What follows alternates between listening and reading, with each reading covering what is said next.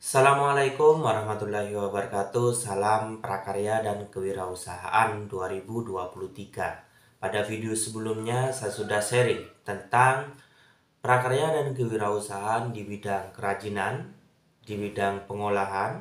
Sekarang saya akan sharing di bidang budidaya.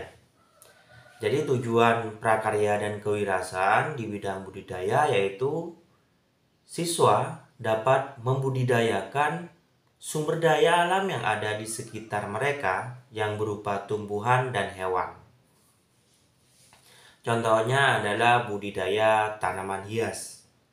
Banyak sekali kalau kita ingin budidaya, tentunya sebagai seorang siswa atau mahasiswa, ketika ingin membudidayakan tumbuhan atau hewan, harus belajar pada seseorang yang sudah pernah membudidayakannya. Atau bisa belajar otodidak, atau bisa belajar kepada orang-orang yang telah melakukan budidaya. Contohnya adalah budidaya tanaman hias. Kita bisa membeli biji dari tanaman hias, bisa berupa bunga, atau tanaman hias yang berupa pohon-pohon kecil seperti misalkan budidaya bonsai. Kalau saya lihat di sekitar daerah Tanjung Probolinggo sampai dengan Paiton, di sekitar Pantura itu ada pedagang tanaman hias. Di sana banyak sekali beberapa macam tanaman hias seperti bunga, juga tanaman hias yang lain. Dan di sekitar Sumberanyar sampai dengan daerah ke selatan itu ada orang yang membudidaya bonsai atau budidaya anggrek ya. Banyak budidaya tanaman itu. Atau budidaya misalkan kalau hari tertentu di pasar Kota Anyar itu ada orang membawa pickup menjual beberapa macam tanaman, misalkan mangga, terus alpukat, terus misalkan rambutan dan lain-lain. Tapi itu butuh waktu ya, butuh waktu dan perencanaan untuk membudidaya tanaman buah. Ada tanaman hias, tanaman buah seperti itu.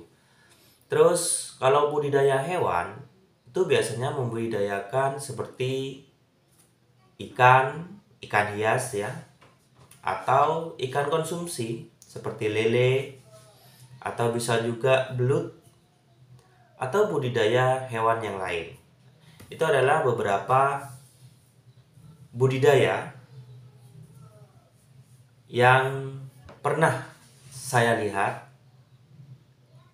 dan ada kesempatan di sini sebagai siswa dan mahasiswa untuk mencoba untuk prakarya dan kewirausahaan di bidang budidaya. Jadi ada 3 bidang yang sudah saya sharingkan. Dari ketiga bidang ini, cari di mana yang mendapatkan hobi kalian, atau di mana ketiga bidang ini yang itu sesuai dengan hobi kita dan kita memilihnya sebagai awal untuk memulai kewirausahaan. Terus untuk sumber daya alam itu harus diperhitungkan ya.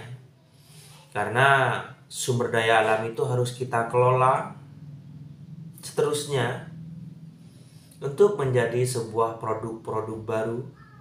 Atau misal sumber daya alam yang ada di kota lain kita lakukan di kota kita sendiri untuk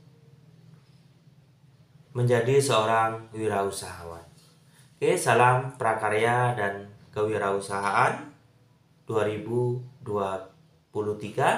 Salam pengusaha muda.